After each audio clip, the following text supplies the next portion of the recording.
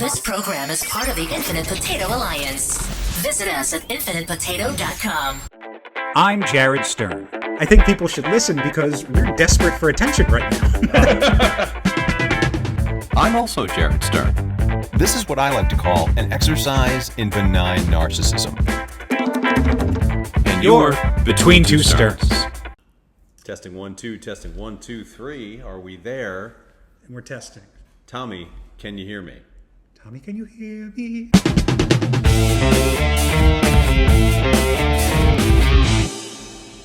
And we're back. You don't know how long we've been gone, but we're back. Thanks for being here with us. We appreciate it. Welcome back to Between Two Sterns. Everyone's always back. Yeah. We'll be back after this break. I'll get you right back. Yeah. Why? Why is it never front? And we're front. What is the back? Is this what people are going to be missing out on? Because No, this is not it. What is you're not going to be on the show. What this is the weekend. back? What is the back? We're back from when you are back from something, not like your actual back. No, I get that. You're not But turning your back on people. But where does the phrase come from? Hi, I'm back. I'm not sure. Yeah. But why would anyone say hi, I'm front? Well, okay. I've heard of an affront, which is kind of what the opening to this podcast What is I'm to saying actual is podcasting. here, there. What I'm saying is, where does the term back, like returning back? I Where am does back from. I'm not sure. I've returned from. I've Why does the word back mean return as well as right on the back? I don't know. I think you're trying to find a thing where I'm there's not trying to thing. find a thing. It is a thing. It's been found. I'm trying to excavate the thing and figure out what it means. Okay. I apologize for derailing this. Let's get back to what you were talking about. Let's get back to it. We're back. Yeah. Before we get into the nitty and the gritty, I want to remind people, take people back to what's happening with this particular Jared Bring him Stern. back. By the time this particular episode goes live, which will hopefully be on Thursday the 21st, there will still be time to tell you that I am headlining Give a Hoot Comedy Club in Gaithersburg, Maryland. Gaithersburg. And you can find links. Gaithersburg. Gaithersburg, Maryland. I'll back You off. okay? I'll back off. You all right? I'll back off. Okay. Go on. All right. Anyway, I'm going to be headlining a local club in the DC area. It's a big fucking deal for me anyway. And so I would like people in the crowd to enjoy the moments, because there are 2 shows, with me. So you can find links for tickets at jaredstern.com. Click on upcoming shows, and it's got all of the details right there. I got a bunch of really cool shows coming up. I'm performing in September. I'm headlining a show on a goat farm in Massachusetts. For reasons, a friend of Andrea's owns a goat farm. Well, there goes my immediate suspicion that they might be trying to harvest your organs. Yeah. No, so a friend of Andrea's owns this goat farm in Massachusetts. They do events on the farm. They do like goat yoga and goat painting. Yeah. But they've also held comedy shows in their big outdoor space. And she has always said, well, maybe we'll have you up there to headline. And I said, why don't you? And so we agreed on a date. Is it goat comedy?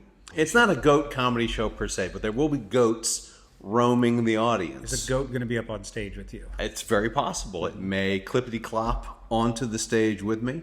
So that's going to be on September 27th if you're going to be in the Georgetown, Massachusetts area. That date seems oddly familiar. No, your birthday's the 24th. It's the 24th. I always think it's the 27th. We've been over this. I always think it's the 27th. Also, I'll be at a couple weeks before that. I'll be in Greensboro, North Carolina for the North Carolina Comedy Fest.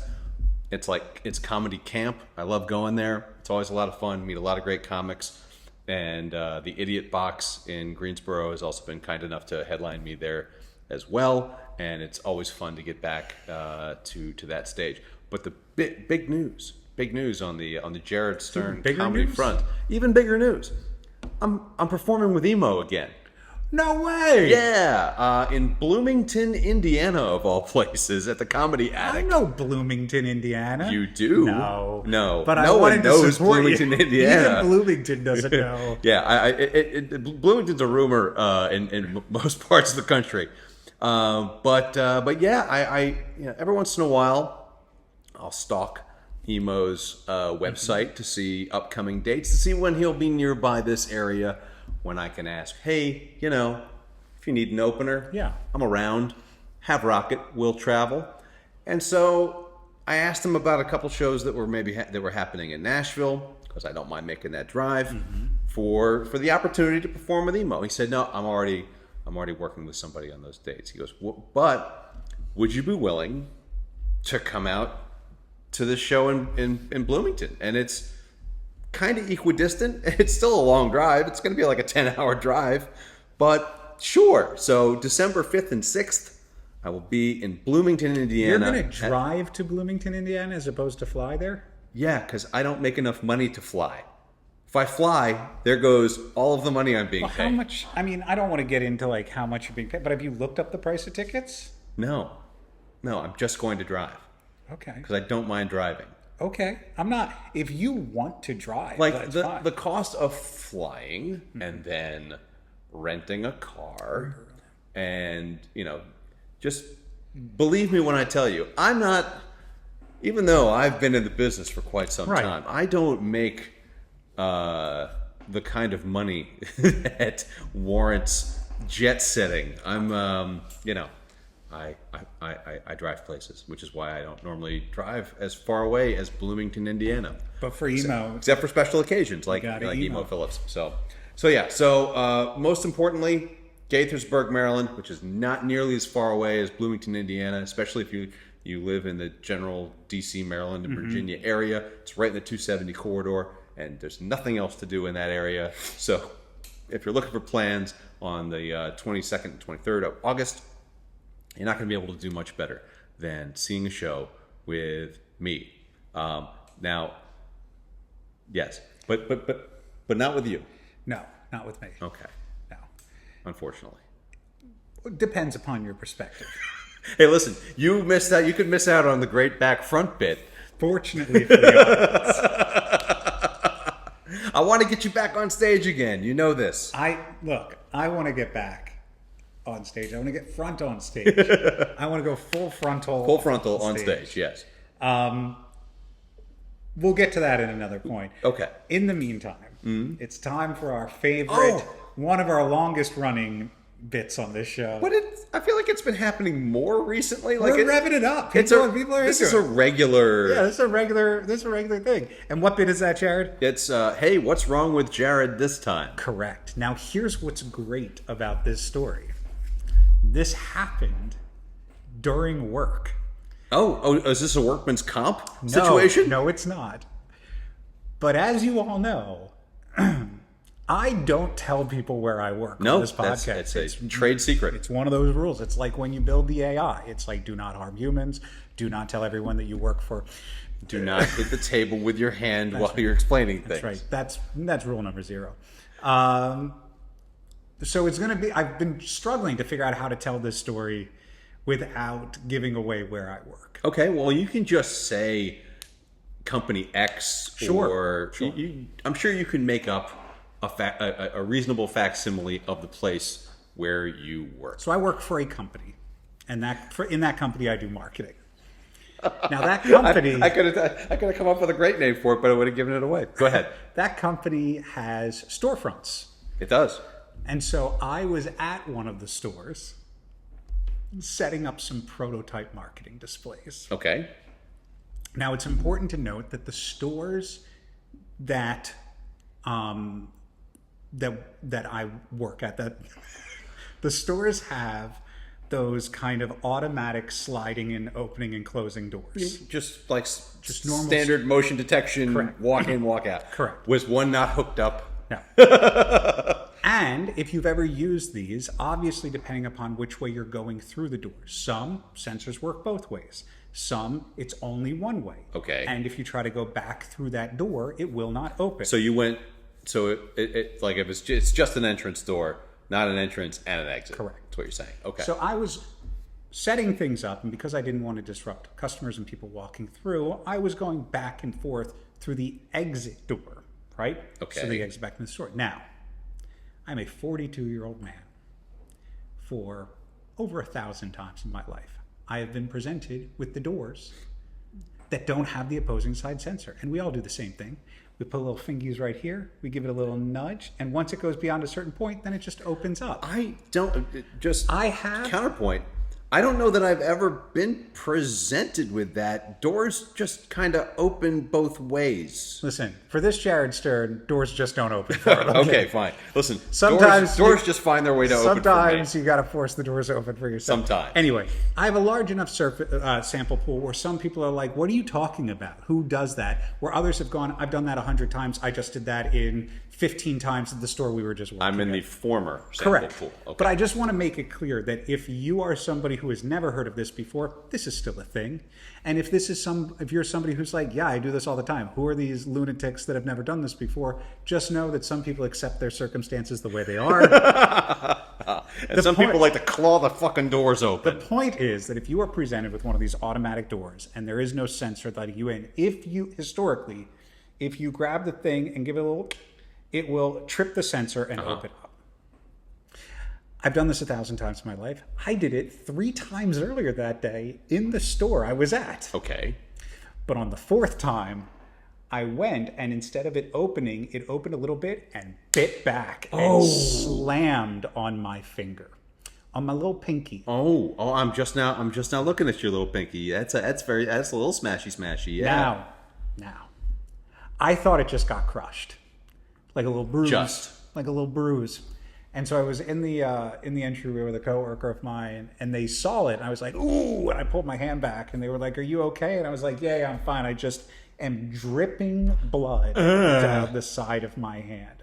Now, I don't know if we're going to show a picture on the podcast, but I will say that this happened on Tuesday. Oh, God. And that is my finger, Jared. That's deep, dude. Yeah. So the metal piece on the side of the door sliced right through the meat of the middle of my pinky, and it just started bleeding. Like, it just bled so much. And so now, because thankfully I have allergies, I always keep a paper towel in my back pocket Oh, to blow my nose. Just pulled it out, started. I'm sorry.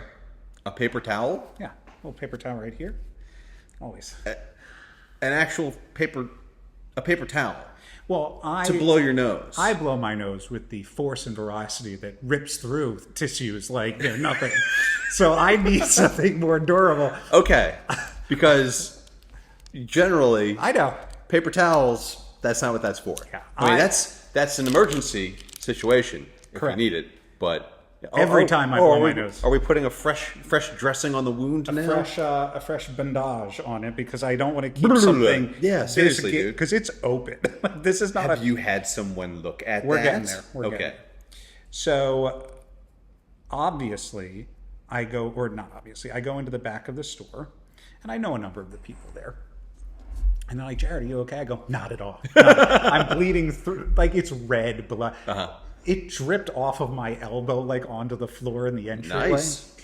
And it's one of those gushers, right? Where I'm like, here's the thing extremities do tend to bleed. Here's the thing that confused me the most. It was bleeding so much, I thought, you know how on like your nail, you can have like a little piece of that nail like hanging off? And you just kind of, with your teeth in it now, you pull it off, and then that thing bleeds for like an hour and a half. No, I've never had it bleed. I'm sorry. You are not drinking enough water. Or you're drinking enough water, one or the other. Anyway, I thought it was just like a clip of the nail, but no. So I go back, I'm putting pressure on it. Coworker who I've worked with goes, do you need me to bandage that up? I guess, so we put a Band-Aid on it, we wrap it, and I just start putting pressure on it. So I'm sitting back there for about 20, 25 minutes, and now all of a sudden they go, well, do we need to do an incident report? And I was like, this is not good. I don't like the idea of having an incident report attached to this. This doesn't feel good for me. So I'm looking at this thing. I was like, let's just see how it looks or where it's at. So I like put some pressure on it for about 20, 25 minutes, unwrap it. It's still bleeding. So now the head of safety the manager of the store calls the head of safety, who I know very well because I worked with him on launches before. Okay. I end up talking to him, and he goes, "How bad is it?" I go, "It's not great. It's not great. Like it hasn't fully stopped bleeding." And he's like, "Well, what do you want to do?" He's like, "Do you think you need to go to urgent care?" I was like, "Here's what I'm going to say. I don't think I need to go to urgent care. I think this thing will stop bleeding on its own. However, if you're asking me if this wasn't me and this was an employee, you and I together have stood in front of employees who have had wounds that are far less bad as this one, and we have made them go to urgent care together. So the answer is, I don't think I need to. But I probably should. But if I was going to make somebody else do it, I probably should." And he was like, "All right, that's fair." Wrap it up. Paper towels. I get in the car. I drive to urgent care and sit around waiting, end up going into the back. And this doctor walks in who feels like he could have been a TV sitcom doctor. Okay. "Oh, hey, how's it? Super personable, super friendly." And after my own struggles with my own doctor, who I feel like kind of only halfway gives a shit when he's giving me information, I was so relieved to have a doctor who seemed to care. "Oh, let's take a look." "Oh, yeah." He goes, "Well, first we're going to have to clean it. It might hurt a little bit." You know the expression when somebody's all thumbs? Sure. Where they're just like Fumbling things. Yeah, sure. This guy had thick fingers, and the aggressive nature by which he cleaned this wound opened it up more than it already was. I was like, "Bro, listen, it's, Well, you have to get inside there. I understand that, but you don't have to dig in there like you're looking for lint." Like, his level of aggression for this wound was so heavy. He was like, "It's right on the cusp of stitches and non-stitches." I go, "Great, then let's not do stitches." 42 years old. I've never had stitches a day of my life. You've never had stitches? Never once had stitches. Wow. I said, let's just glue it You're up. way more active than me, and I'm shocked. And I have a ton of shit that goes wrong with me. I said, I had glue done. You remember when I sliced my hand open that one time where I dropped the knife before I moved on? Yes. That was glued. I was Okay. like, let's just glue this. Let's glue it. He goes, "Okay." So he comes over with and he's like, "All right, well, it won't fully stop bleeding, but I have an idea." So he gets this very tight tourniquet. Okay. Think of like an extremely tight, like a finger condom kind of a thing? no, like a thick round rubber Band. Yeah, but very thick. Okay. Imagine, how do I put this? I'm not going to put it anyway. Just a very thick, round rubber tube. You were going to say cock ring. I weren't was you? not going to say anything. I take that back. We have children who listen to this show. I am offended, sir. A thick tourniquet that he rolls it, but it's rolling it past the open wound on my finger. So Sure. like, Oh, ow. Yeah, that's going to hurt. so I get there, and now all of a sudden, obviously, there's no feeling at the tip of my finger. I'm like, and he's like, puts this like iodine around it, which makes sense. Then he puts the glue on first. Okay. Then tries to put these sutures on top of it. He goes, "Oh, why did I do it in that order?" That's not, like he's narrating it to himself. So, you know what? It doesn't seem to me like this guy, not the king of bedside manner. He's not the Tom Jones who lives next door. He's no, a not nice anymore. guy. He gave me his card. He's retiring soon. In Well, no wonder Pennsylvania. because apparently he can't fucking handle very simple things like this. I He's turned to him at one retiring point. soon. He told me that. I turned to him at one point and was like, "Hey, I just want to let you know, this is really like cutting off the circulation of my That's what a tourniquet does. I'm like, it really hurts." And he's like, "Okay, well, we're almost done." So then he tries to get the sutures up. Then he can't get a Band-Aid on my finger. He's like, "Oh, these things are like," he can't get the Band-Aid on my finger. And I'm glad he's leaving the workforce. I was like, "Look, man, we got to get this thing off my finger." Then he cuts the tourniquet off with a scissors, which is fine. The tourniquet was so tight around my finger, it cut into my skin. So now I have an extra wound on my finger that wasn't the wound I came in with. He was like, "Oh, I've got something for that." Grabs another Band-Aid, fumbles putting that on my finger. I swear, I was like, am I being punked right now? Looking around for cameras. Yeesh. So then he's like, what's your pain level? I was like, I don't know, a 1. It doesn't hurt. I can still move it. He wraps this thing up. He puts it in a splint. Okay. Wraps it up. And I was like, what is this designed? Like, it's the pinky. As long as I don't stretch it. Anyway. And so he's like, so what's your pain level? 1. He's like, okay. I was like, am I good to take like ibuprofen or Advil? Just like for the little bit of throbbing. By the way, the throbbing was from when he put the fucking tourniquet on. Yeah. That's when it hurt.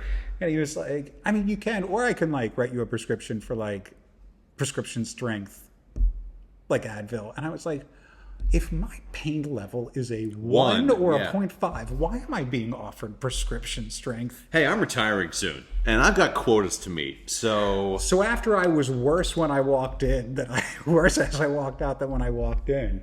So now this thing, and the glue fell off yesterday. I went back the next day, and he was like, it doesn't look like you need stitches. I wouldn't have let him do it to me anyway. Yeah. I'm very curious to see what would have happened if he had said, this thing needs stitches. Right? I'm losing the entire nail. What the entire tip is kind of coming off. fucking crochet Somebody project? I have a picture of this. One of the other doctors in there, she came in and she was like, oh, let me see. And like looked at it and she was like, why did he do that? Those were the exact words she said. Why did he do that? Are you going to show me the picture you said? Oh, why did he do that? See how purple it is? Yeah. This is how I came in. Uh-huh. Notice how not purple it is. And then after he got done like tearing into it, yeah, it's all purple. Oh, that's me in sunglasses. not the worst thing that I can scroll through my phone. Yeah, like this is... Yeah, that's gnarly, dude. Yeah, that's rough. But you're feeling better now. I am feeling better. The finger's working. Typing's tough. You know what's odd? You never realize how much you're using your pinky for until you're trying to like control alt things. Oh, true, yes. When you're trying to get across a keyboard, you need that stretch. And I have like really messed up myself on my left-hand side before. Any type of showering, any type, like trying to wash your body with one hand is always like the most difficult thing. It's tough. Yeah. It's tough. Well, I'm sorry that we can. So we've had hernia recently. Well, kinda, yeah. Well, kinda, yeah. I mean, here's the thing: the listeners who are listening will never really know what you had because you described it so well on the Lost episode. We doubled back to it and talked about it. So recently there was hernia that wasn't a hernia, right. But there is still kind of a hernia, and then back spasms and back pain. Acid reflux. I have my follow-up sleep apnea pulmonary test on Wednesday. Okay. Then I have a MRI coming up for my knee because I attempted to play pickleball. Oh, no. And I had surgery on my knee years ago for lateral meniscal tear. And I just hitting the ball back and forth with Rachel. Like... See, I twisted, and like now my whole knee is... I have never really done... Like, I've never really had a sports injury, despite the fact I skied for a large portion of my youth. Really? Yeah, from like age 7 to like age 25. Competitively? No, not competitively, but I was good. I would ski black diamond and double black diamond trails. I wasn't bad at it. We should go skiing. We'll film an episode on a GoPro. Yeah, sure. A blue bunny. What is it called? A blue square? Well, no. A blue square is intermediate. Green circle is your bunny trail. Gotcha. Have you been skiing? I used to ski. We went skiing when I was younger. Okay. Yeah. Yeah, I went, the last time I went was like, I don't know, 4 years ago. Okay. Got a chance to go ski with my dad, which was nice. That's nice. But yeah, so I've although I pride myself on being largely lazy when it comes to that sort of thing. I don't exert myself a ton. Yes. I mean, now I am because I'm a gym rat now. Yeah. But Andre and I play tennis every once in a while. We've tried pickleball. I'll tell you what, I have had the most pain in my knee just kind of like bending down to get shit. Like I'll just like plant my foot in the wrong way and I will have experienced the worst fucking pain in my knee that I have in years. And I don't want to know what's wrong. I don't think I've torn anything, but it hurts a little too much to ignore it. Yeah. But hey, I'm almost 50, so that's just kind of real life now. What are you doing for your 50th? I don't know. I don't know what the actual celebration is going to be, only because my mom is going out of town, like traveling internationally, and won't be back until the weekend before the birthday. Birthday falls on a Wednesday. It's also like right when Rosh Hashanah hits. And then the following weekend, we're going up to Massachusetts to go do the goat show and hang out up there. So I don't even know when we're celebrating. I know we'll probably go to a nice dinner, Andrea and me. She planning something for you? I don't know. I don't want to know. I don't know. Here's the thing. I'm happy to be surprised. She threw a great party for me when I turned 40. No, was that the one I was? This was pre you. I was going to say that's very much pre me. So I'm curious. Can't wait to find out what happens for my 50th. I just don't know what the plan. I'm not involved in the planning. Are you a surprise person? Do you like surprises? I do if they involve making a big deal out of me. Are you somebody who likes to know if a surprise is coming, or do you just need to be in the dark the whole time?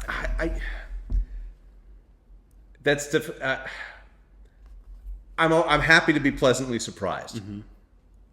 Always. Like to find out that someone put in effort on my behalf. Nothing makes me feel better.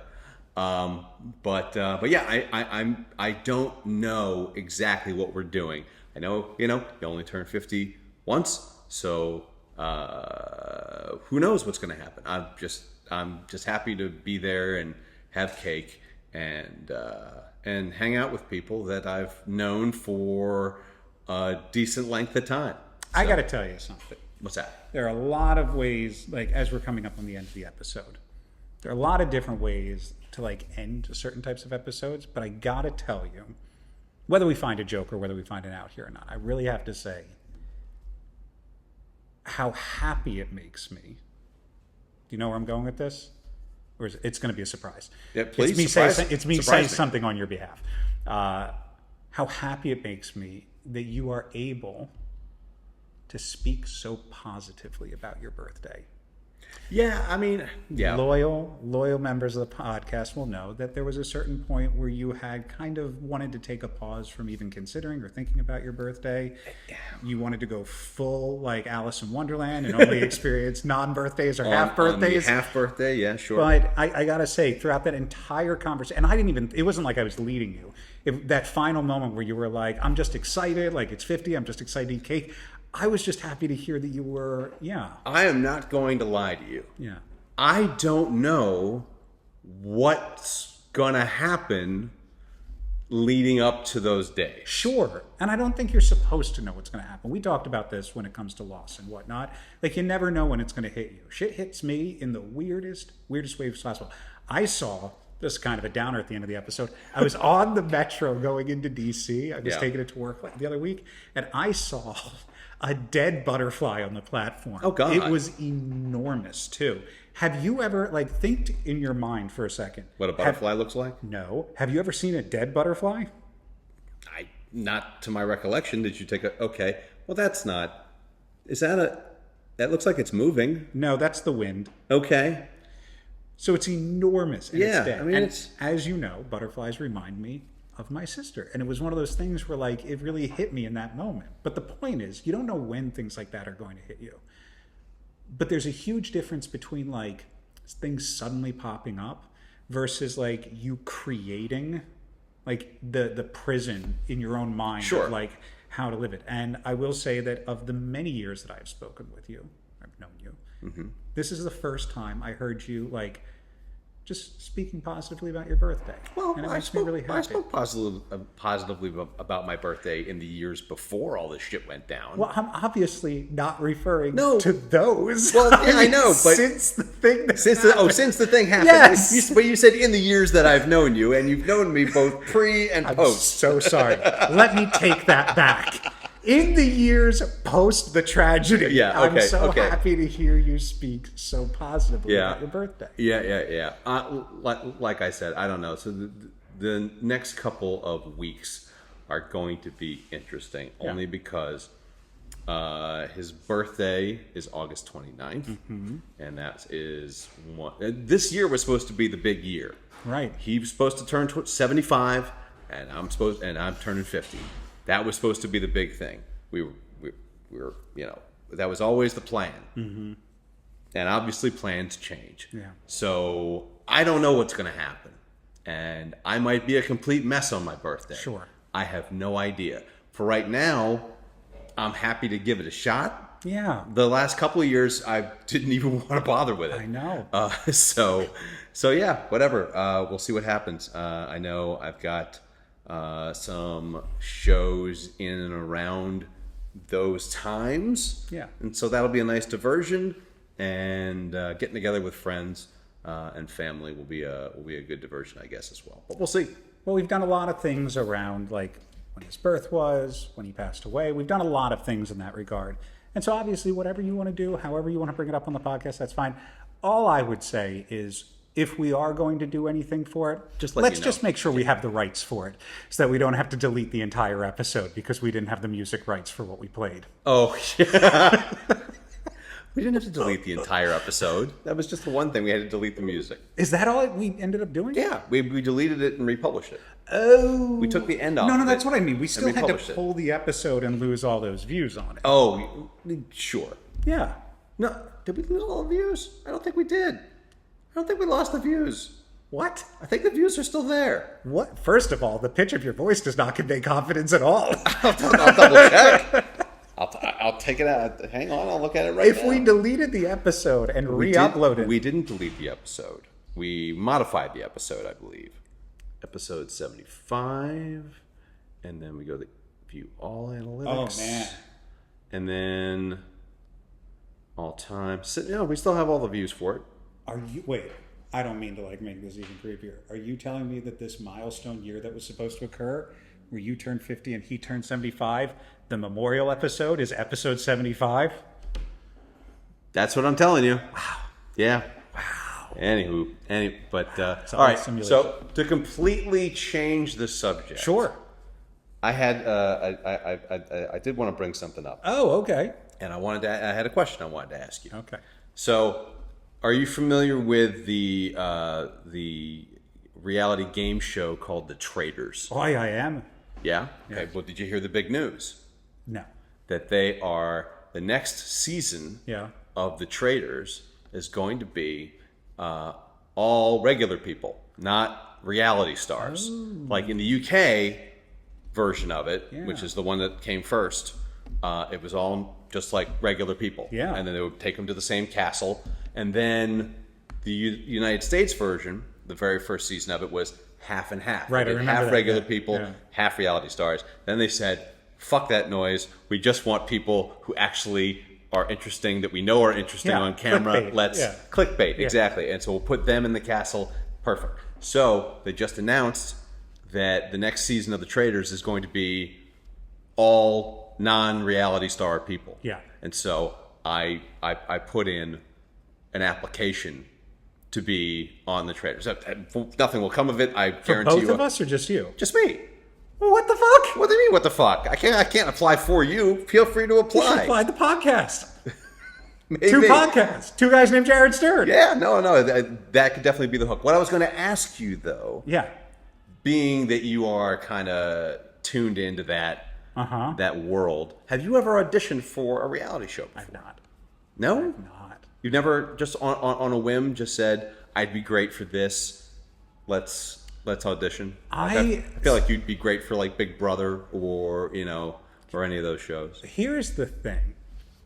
And I'll try to make this as light as possible, but I'll get a little real. Okay.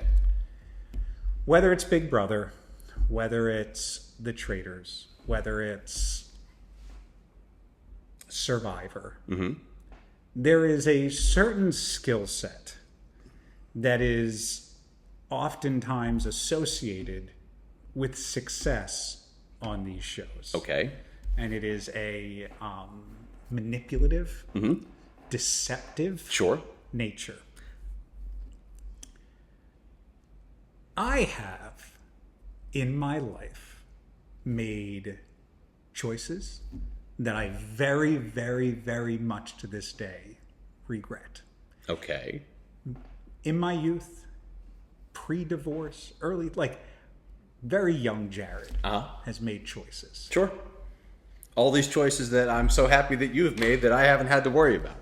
One of the things that I oftentimes disagree with therapists about, this is because normally me and therapists are pretty much in line. One of the areas in which I very much disagree with is the concept of full and complete forgiveness for oneself. Oh, okay.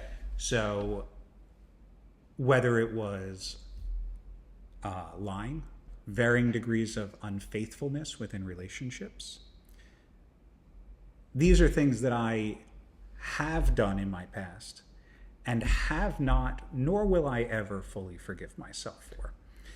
Therapists have told me, I'm bringing it back. Okay. Don't worry. Therapists have told me, Jared, you gotta forgive yourself. It's not your fault. And my response has been,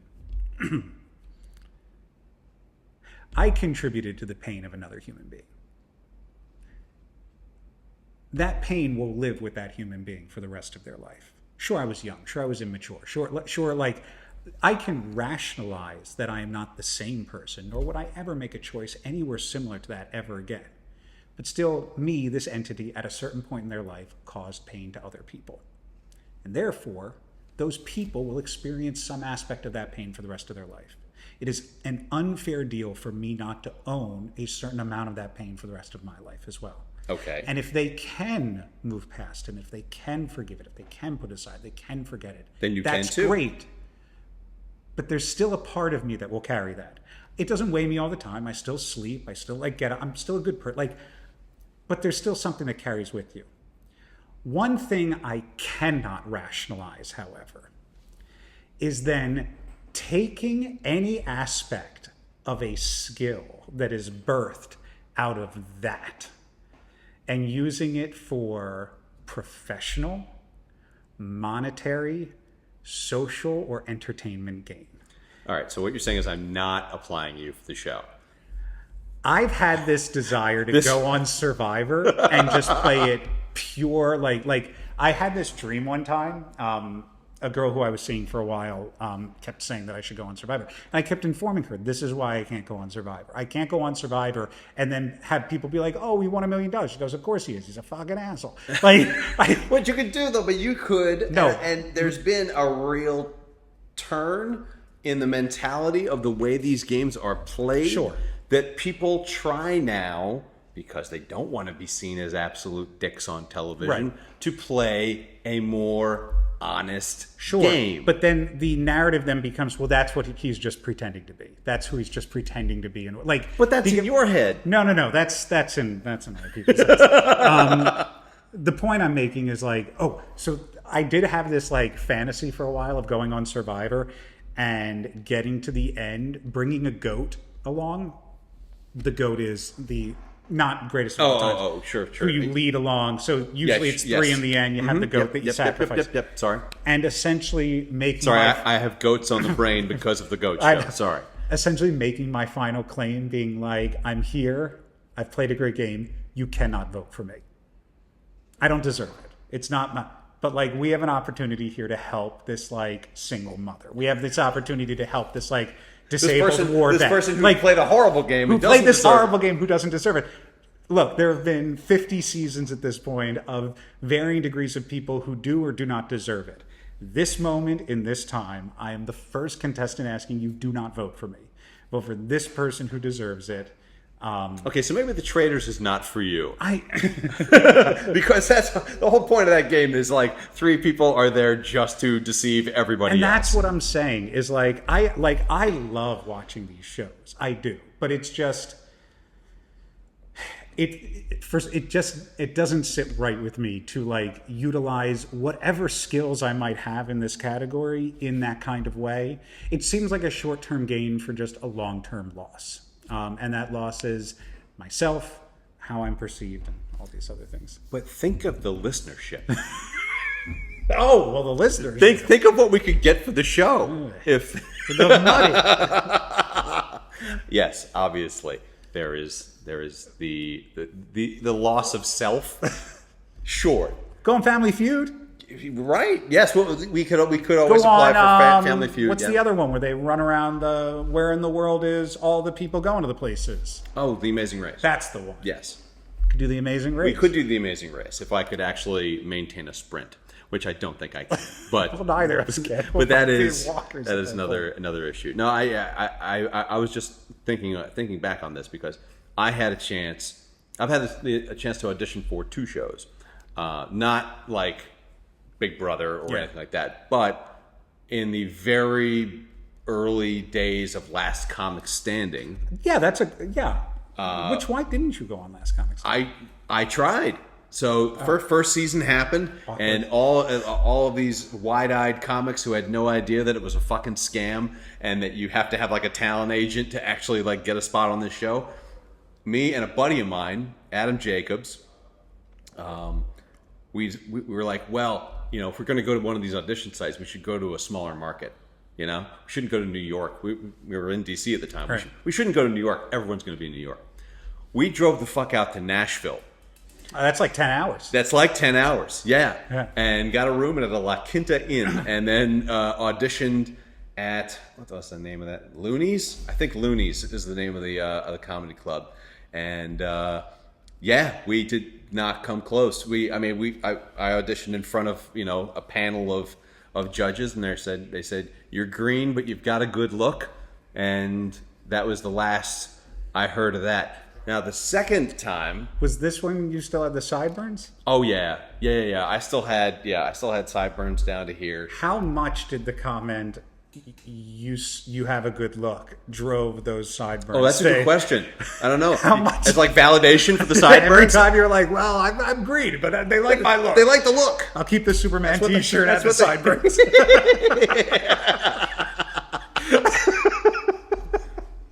So, and then the second time, I went to a massive open call audition for America's Got Talent. Really? Yeah, in Baltimore. Thankfully, I didn't have to drive all the way out to Nashville. And I feel like America's Got Talent is a little bit more legitimate in the open callness of their auditions than, say, a Last Comic Standing was. Yeah. Because they are literally looking for anybody. Right. And so I got lumped into a pod there was a nurse that sang opera, and there was another lady who sang, or I forget exactly, but I got to like 3 auditions in, like Oh, made really? it from the masses, and then I got in front of a producer. I got in front of one person. Wow. Yeah, and then that kind of fizzled out. I was hoping. Here's what I was hoping my hook was going to be at the time, because Howard Stern Yes. was a judge on America's Got Talent at the time, and I have been fired from the same radio station as Howard Stern. 2 Sterns got We fired. both got fired from DC 101. Wow.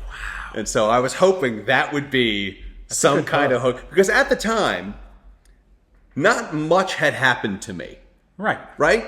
Like, I also got a chance to audition for Last Comic Standing through the DC Improv, Yeah. like years after the initial audition. But when you're filling out the little thing, they said, tell me something interesting about you. Yeah. I didn't have anything interesting about me, really.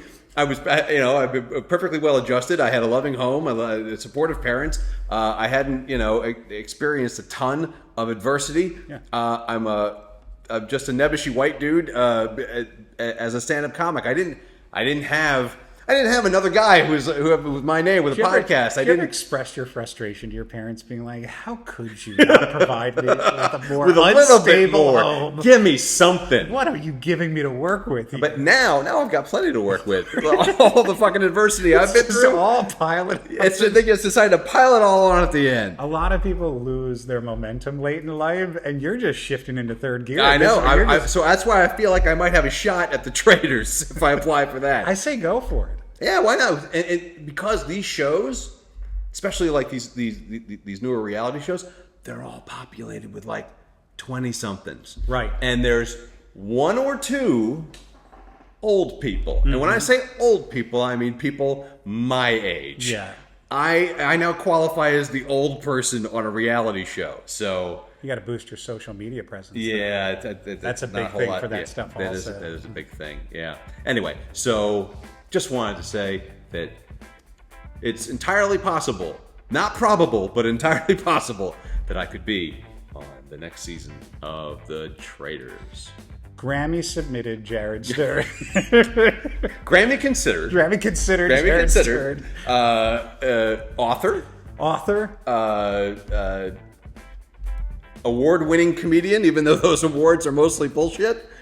Award-winning comedian. Award-winning podcast. Award-winning host, podcaster. I've got a lot Husband, going on. friend, lover, Jared Stern. And my dad died.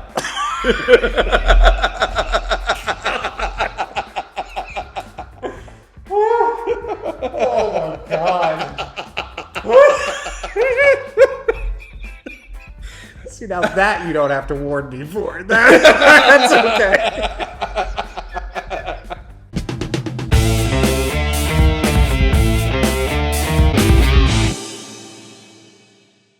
Hey, everybody. Thanks for sticking your ears between two Sterns. Please leave us a 5-star review, even if it's a sarcastic one. Be sure to follow us on Facebook, Twitter, and Instagram. Have an idea for the show, or are you also Jared Stern? Shoot us an email. You can find links to everything at jaredstern.com.